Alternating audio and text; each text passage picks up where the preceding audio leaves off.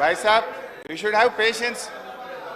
భాయ్ సాబ్ నేను 2 గంటలు అప్పులు చెప్తా, ఆస్తులు చెప్తా, నీ లిక్కర్ చెప్తా, నీ కథ అంతా చెప్తా, జర్ర ఒప్పుకోవట్టు విను. నేను మాట్లాడినాక మీకు అవకాశం ఉంటుంది, నువ్వే మాట్లాడు. నేను తప్పు చెప్తే నువ్వు సమాధానం చెప్పు, కానీ మధ్యలో రాకు. అధ్యక్ష, స్టాంప్స్ అండ్ రిజిస్ట్రేషన్ తర్వాత దీంట్లో ఏమంటారంటే గత సంవత్సరం మనకు వచ్చింది 14,295 కోట్లు.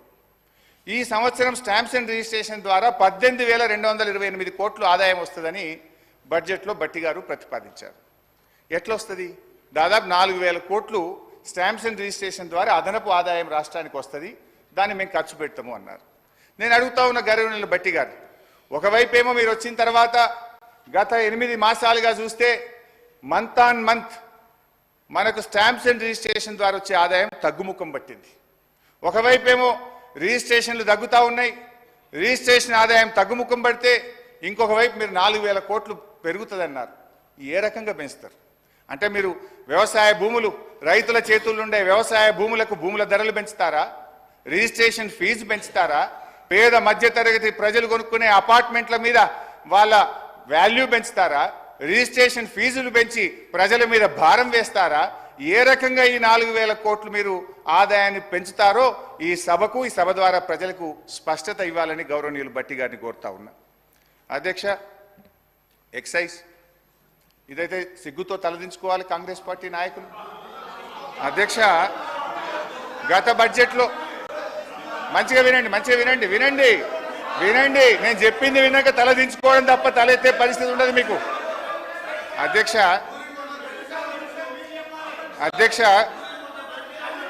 ప్లీజ్ అధ్యక్ష, 2023-24లో ఎక్సైజ్ ద్వారా ఈ రాష్ట్రానికి ప్రతిపాదించిన బడ్జెట్ ఆదాయం 19,884 కోట్లు. 19,884 కోట్లు. ఇందులో ఏముంటుందంటే అధ్యక్ష, ఈ 19,884 కోట్లు ప్రతి 2 సంవత్సరాలకు ఒకసారి షాప్స్ యాక్షన్ పెడతాం. ఈ ఇయర్ ఉండదు షాప్ యాక్షన్స్, పోయినసారి అయింది, మళ్ళీ నెక్స్ట్ ఇయర్ వస్తుంది. అయితే ఆ షాప్ యాక్షన్స్ పెట్టినప్పుడు 2,000 కోట్లు అదనంగా వస్తుంది. అయితే ఈసారి ఆదాయం లేకపోయినా గౌరవనీయులైన బట్టి గారు ఎక్సైజ్ ట్యాక్స్ మీద వచ్చే ఆదాయం ఎంత? 25,617 కోట్లు పెట్టారు. అంటే ఎక్సైజ్ సుంకం ద్వారా పోయిన సంవత్సరం కంటే 5,773 కోట్లు అదనంగా వస్తుందని చెప్పి ఈ బడ్జెట్లో ప్రవేశపెట్టారు. అంతేకాదు వ్యాట్ బై ఎక్సైజ్, వ్యాట్ రూపంలో మరో 2,760 కోట్లు ఎక్సైజ్ మీద ఆదాయం ఎక్కువ వస్తుందని పెట్టారు. అంటే పోయిన సంవత్సరం కంటే కూడా ఈ బడ్జెట్లో 5,773 ప్లస్ వ్యాట్ మీద 2,000 అంటే 7,773 కోట్ల రూపాయలు గత సంవత్సరం కంటే ఎక్సైజ్ మీద ఆదాయం ఎక్కువ వస్తుందని బడ్జెట్లో పెట్టారు. బడ్జెట్ మీద మొత్తం ఆదాయం ఎంత ఆశిస్తుంది తెలుసా అధ్యక్ష? ఈ ప్రభుత్వం ఎక్సైజ్ అండ్ వ్యాట్ కలిపి 42,000 కోట్ల 49 రూపాయలు ఎక్సైజ్ రూపంలో ఆదాయం సంపాదిస్తామని బడ్జెట్లో గౌరవ ఆర్థిక మంత్రి పెట్టారు. 42,000 కోట్లు. అధ్యక్ష, అంటే గతంలో ఇదే బట్టి గారు ఇదే అసెంబ్లీలో మాట్లాడారు. అప్పుడు ఉన్నది 25,000 కోట్ల ఆదాయం, వీళ్ళు 42,000 కోట్లు చేసింది. ఇప్పుడు ఏం మాట్లాడినరో బట్టి గారు ఎక్సైజ్ మీద నేను వినిపిస్తా అధ్యక్ష. అంటే ప్రతిపక్షంలో ఒక మాట, అధికారంలోకి రాగానే మర్చిపోతారు. గ్రామీణ ప్రాంతాల్లో మద్యం సమస్య అత్యంత భయానకంగా మారింది. బెల్ట్ షాపులు పెట్టి జనాన్ని విపరీతంగా పీడిస్తున్నారు. దీని గురించి ఆలోచన చేయండి అధ్యక్ష. ఆ రోజు గ్రామానికో బెల్ట్ షాప్ ఉంది. ఇప్పుడు మీరు చెప్పిన 42,000 కోట్లు కావాలంటే గల్లీకో బెల్ట్ షాప్ పెట్టారు. మీరు గల్లీకో బెల్ట్ షాప్ పెట్టే పరిస్థితి వచ్చింది అధ్యక్ష. ఇంకా అధ్యక్ష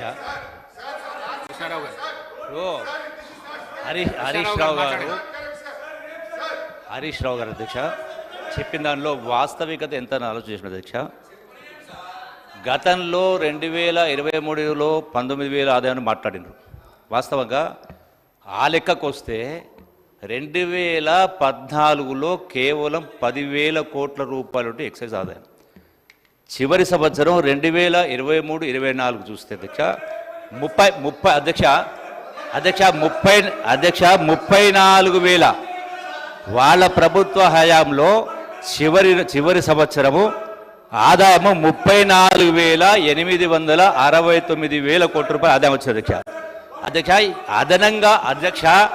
అధ్యక్ష అదనంగా కూర్చోండి అధ్యక్ష అదనంగా చూయించిన ఆదాయం అయితే ఉందో అధ్యక్ష, ఇది రేట్లు పెంచు పెంచు కాదు అధ్యక్ష.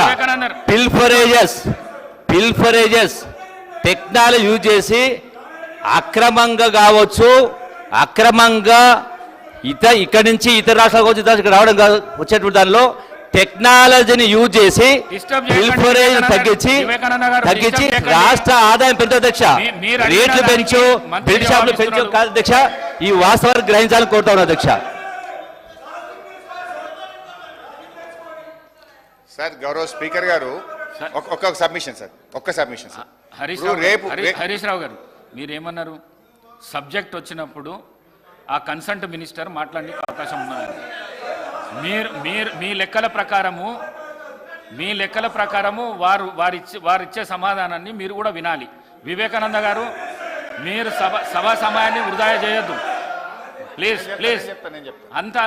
అంత జోష్కు రాకండి మీరు ప్లీజ్. హరీష్ రావు గారు sir. Speaker sir, LA minister గారు ఉన్నారు, అనుభవజ్ఞులైన ఉప ముఖ్యమంత్రి గారు ఉన్నారు. సార్ ఇది బడ్జెట్ మీద చర్చ. అబ్జెక్షన్ ఉంటే ఎల్ఏ మినిస్టర్ కానీ డిప్యూటీ సీఎం ఫైనాన్స్ కానీ లేవాలి అధ్యక్ష. రేపు పద్దుల మీద చర్చ ఉంది. పద్దుల మీద రేపు చర్చ ఉన్నప్పుడు కన్సర్న్ మినిస్టర్స్ని చెప్పమనండి, అభ్యంతరం లేదు. ఇప్పుడు నేను ఒక్క శాఖకు ఒక మంత్రి లేస్తే నేను ఇప్పుడు 32 శాఖలు మాట్లాడాలి. అందరు లేస్తారా మంత్రులు? They have to answer. రేపటి నుంచి పద్దులు ఉన్నాయి, దాని మీద మాట్లాడమనండి ఒకటి. ఇప్పుడు ఏదైనా చెప్పాల్సి ఉంటే డిప్యూటీ సీఎం చెప్పాలి, నేను డీవియేట్ అయితే ఎల్ఏ మినిస్టర్ గారు మాట్లాడాలి, లేదా సభానాయకుడికి అవకాశం ఉంటుంది. దయచేసి మినిస్టర్స్ నుంచి ఇంటరప్షన్ లేకుండా చూడండి.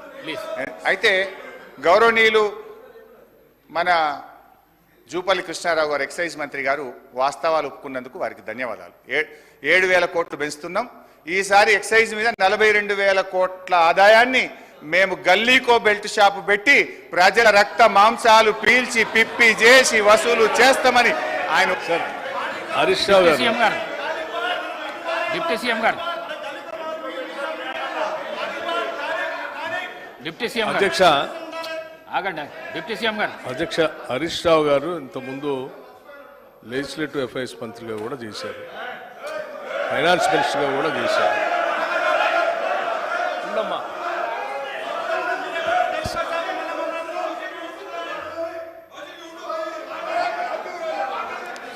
సభలో ఇవాళ 10 సంవత్సరాలు వాళ్ళు ఆర్థిక విధ్వంసం చేసి రాష్ట్రాన్ని అప్పులపాలు చేసి అసలు ఈ రాష్ట్రంలో పనిచేస్తున్నటువంటి ఉద్యోగస్తులకి జీతాలు కూడా ఇవ్వలేనటువంటి కటకటలాడే పరిస్థితులు ఈ రాష్ట్రాన్ని నెట్టేస్తే ఇప్పుడే కొద్దిగా ఘాట్లో పెట్టి నెల మొదటి తారీఖున వాళ్ళ జీతాలు ఇస్తూ ఇటు వ్యవసాయాన్ని, సంక్షేమాన్ని, పరిశ్రమల్ని, హైదరాబాద్ నగరాన్ని, మహిళల్ని, యువతని అందరినీ దృష్టిలో పెట్టుకొని ఒక ఆలోచనాభరితమైనటువంటి బడ్జెట్ను ప్రవేశపెడితే రాష్ట్ర వ్యాప్తంగా ప్రజలందరూ హర్షిస్తూ ఉన్నారు. కానీ హరీష్ రావు గారు ఒక్కడికి మాత్రం చాలా కంటగింపుగా ఉంది అధ్యక్ష. ఏంది రాష్ట్రాన్ని బాగు చేయటం కోసం ఇట్లా బడ్జెట్ పెడతా ఉన్నారు, మాలాగా ఆదాయాన్ని అంతా రకరకాల మార్గాల్లో ఖాళీ చేస్తే అయిపోయేది కదా, ఇదేంది అని వారు మాట్లాడుతూ మేము వాస్తవాలే మాట్లాడతాం, మాదంతా విన్న తర్వాత మీరు చెప్పండి అన్నారు. నేను సైలెంట్ కూర్చొని రాసుకుంటున్నాను. ఏం చెప్పారు? లేచి ఎక్సైజ్ మంత్రి గారట లేచారట, వారు 7,000 కోట్ల ఆదాయాన్ని పెంచడానికి గల్లీ గల్లీ బెల్ట్ షాప్ పెడతాం, మేము పెంచుతామని వారు చెప్పారట. ఇప్పుడే కదా అందరు విన్నారు కదా అధ్యక్ష, ఆ మాట ఏమన్నా అన్నారా వారు? ఇంతకంటే అన్యాయంగా ఉన్నది లేనట్టు లేనిది ఉన్నట్టు ఈ రాష్ట్ర ప్రజలకి భ్రమలు కల్పించి 10 ఏళ్ళు రాష్ట్రాన్ని సర్వనాశనం చేశారు. ఇప్పుడు మళ్ళీ మొదలుపెట్టారు. 5 నిమిషాల్లోనే భ్రమలు కల్పించడానికి ప్రయత్నం చేస్తున్నారు. ఇది ఎక్కడ అన్యాయం అధ్యక్ష? మీరు వాస్తవాలు జాగ్రత్తగా రాష్ట్ర ప్రయోజనాల కోసం క్రిటికల్ ఎనాలిటికల్గా మేము పెట్టిన బడ్జెట్ మీద ఇగో దీన్ని పెట్టారు, ఈ శాఖకి ఇది సరిపోలేదు, ఈ శాఖకి తగ్గించారు, ఈ శాఖ పెంచారు, దీనివల్ల యువతకు నష్టం అవుతుంది, దీనివల్ల 72,000 కోట్లు పెట్టడం వల్ల వ్యవసాయానికి నష్టం జరుగుతుంది, అంత పెట్టకుండా ఉండాల్సి ఉండే, మాలాగా ఏదో 15,000-20,000 కోట్లు పెడితే బాగుండేది, లేకపోతే హైదరాబాద్ నగరానికి 10,000 కోట్లు పెట్టారు, ఎందుకు పెట్టారు అనవసరం, దీన్ని గాలికి వదిలేస్తే మాలా కొద్ది వర్షం రాగానే మొత్తం మురుగునీళ్ళు అంతా రోడ్డు మీదకి వచ్చి ఇబ్బంది పడేవాళ్ళు, అట్లా చేయాలి. కానీ ఇదంతా ఏందని చెప్తే కొద్దిగా ఇవన్నీ వదిలేసి ఏదేదో మాట్లాడుతున్నాను. నేను ఇప్పటికి కూడా చెప్తా ఉన్నాను, మీరు చెప్పేదాన్ని ప్రతిదాన్ని వింటున్నాం. అసలు మేము ఏమనుకున్నాము, ఇంత బాగా బడ్జెట్ పెట్టాము, సరే ఈ బడ్జెట్ మీద నిన్న వారు బడ్జెట్ వినడానికి వచ్చారు కదా, ఎల్ఓపి గారు వచ్చారు కదా, వాళ్ళు వచ్చి ఏమైనా మాట్లాడతారేమో, ఏమైనా ఉంటే విని సమాధానం చెప్దాం అనుకున్నాం. వారు రాలేదు. రాకపోగా వీరు మాత్రం వారు రాలేదు, బాధ్యత లేదని దీని ద్వారానే స్పష్టంగా అర్థమవుతుంది. వాళ్ళు ఏదో మాట్లాడరు కాబట్టి గుడ్డగాల్చి మీదేసి పోదామనంటే ఎట్లండి? ఇది కరెక్ట్ కాదు. హరీష్ రావు గారు, మీరు పద్ధతిగా మాట్లాడినా మేము డెఫినెట్గా సమాధానం చెప్పడానికి సిద్ధంగా ఉన్నాడు. సో ఫైనల్గా బట్టి గారు కూడా డిస్ప్యూట్ చేయలే. ఒక విషయంలో మాత్రం ఎక్సైజ్ మంత్రి గారైనా ఉప ముఖ్యమంత్రి గారైనా 7,200 కోట్లు ఈ గత సంవత్సరం కంటే ఈ సంవత్సరం 7,200 కోట్ల రూపాయలు. సార్ మేము మళ్ళీ చెప్తా ఉన్నాను సార్, ఇట్లా సభను తప్పుదోవ పట్టించడానికి కానీ ఈ రాష్ట్ర ప్రజలను తప్పుదోవ పట్టించడానికి కానీ ప్రయత్నం చేస్తే ఇది సరైన పద్ధతి కాదు అధ్యక్ష. నేను మళ్ళొకసారి వారికి విజ్ఞప్తి చేస్తూ ఉన్నాను. నేనటో ఒప్పుకున్నాను, అటు వారు చెప్పిన దానికి ఏ ఒప్పుకున్నాను అధ్యక్ష? మీ ముందే కదా మాట్లాడింది.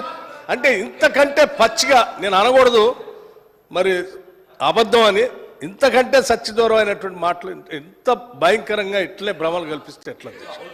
అది హౌస్లో నిమిషాల్లోనే, రోజులు కూడా కాదు, నిమిషంలోనే ఎంత భ్రమలు కల్పిస్తే ఎట్లా సార్? ఇప్పుడు నేను ఏం తప్పు చెప్పలేదు అధ్యక్ష. పోయిన ఆర్థిక సంవత్సరం కంటే ఈ ఆర్థిక సంవత్సరం ఎక్సైజ్ మీద 7,200 కోట్ల రూపాయల ఆదాయం పెరుగుతుంది. ఈ సంవత్సరం 42,000 కోట్ల రూపాయలు ఎక్సైజ్ మీద మేము ఆదాయం తెచ్చుకుంటామని బడ్జెట్లో పెట్టారా లేదా బట్టి గారిని చెప్పమనండి. మళ్ళీ ఒకసారి చెప్తా మీకు లెక్కలన్నీ మీరు మాట్లాడేటప్పుడు. అయినా మీరు తొందరపడుతున్నారు కాబట్టి చెప్తున్నాను, ఇప్పుడే చెప్పండి, అప్పటిదాకా ఎందుకు?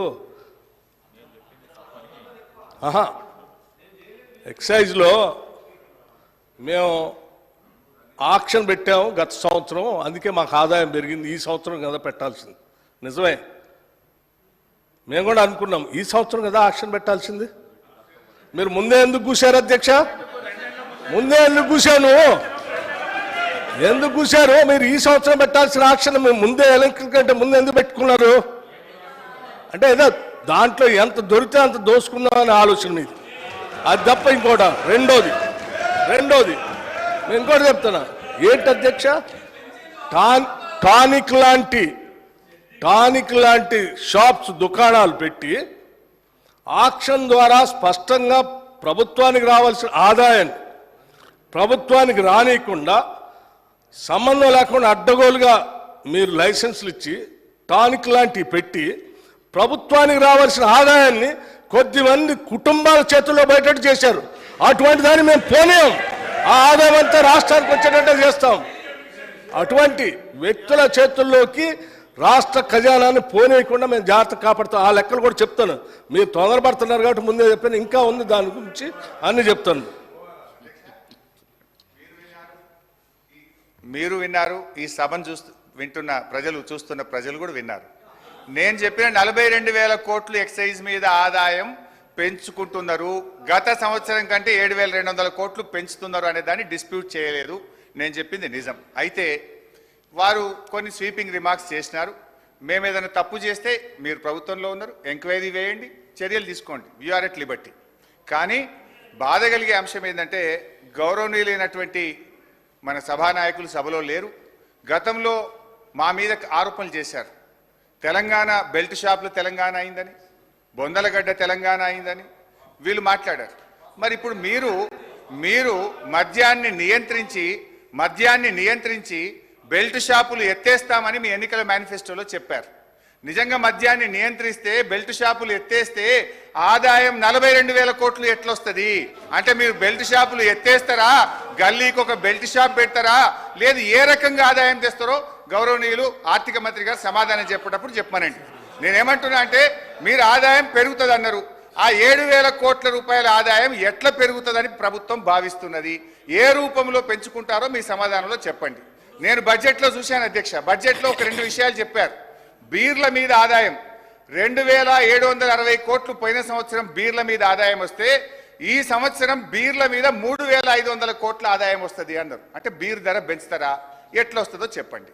రెండవది చీప్ లిక్కరు విస్కీల మీద గత సంవత్సరం 11,000 కోట్లు వచ్చింది, ఈ సంవత్సరం 15,500 కోట్లు వస్తుందని స్పష్టంగా బడ్జెట్లో పెట్టారు. అంటే చీప్ లిక్కరు విస్కీల ధర పెంచి ప్రజల మీద భారం వేస్తారా?